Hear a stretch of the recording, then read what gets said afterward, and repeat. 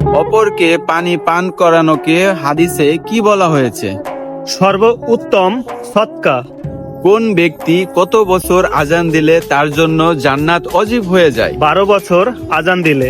মৃত ব্যক্তিকে সামনে রেখে দীর্ঘ সময় বক্তব্য দেওয়ার বিধান কি? এটি বিদাত। টাকার অভাব দূর করার জন্য কোন দোয়া পড়তে হয়? ইয়া বাসিতু 10 বার পরে হাতের তালুতে ফু দিয়ে মুখমণ্ডলে বুলিয়ে দিন। হঠাৎ অর্থ কষ্টে পড়লে কোন দোয়া পড়তে হয়? আল্লাহুম্মা ইকফিনি বি হালালিকা আন হারামিকা নিয়মিত 11 বার তেলাওয়াত করুন। ব্যবসা বাণিজ্যই বরকত পাওয়ার জন্য কোন দোয়া পড়তে হয়? ইয়া ফাত্তাহু নিয়মিত 70 বার পাঠ করুন। বাড়িতে উন্নতি না হওয়ার কারণ জেনে নিন। 1. বাড়ির প্রধান দরজার সামনে জুতা ছড়িয়ে ছিটিয়ে রাখা। 2. বিছানার উপরে ভাত খাওয়া। 3. সন্ধ্যার সময় ঘুমিয়ে থাকা। 4. ফজরের নামাজ না পড়ে বেশি বেলা পর্যন্ত ঘুমিয়ে থাকা।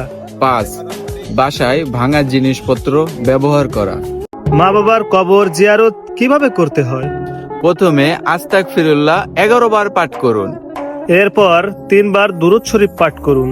এরপর আউযুবিল্লাহ এবং বিসমিল্লাহ পড়ে সূরা ফাতিহা 1 বার এবং সূরা ইখলাস 3 বার পাঠ করুন।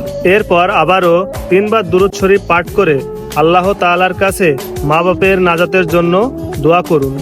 নিজে শিখুন এবং অপর মুসলমানকে শেখার জন্য ভিডিওটা শেয়ার করুন।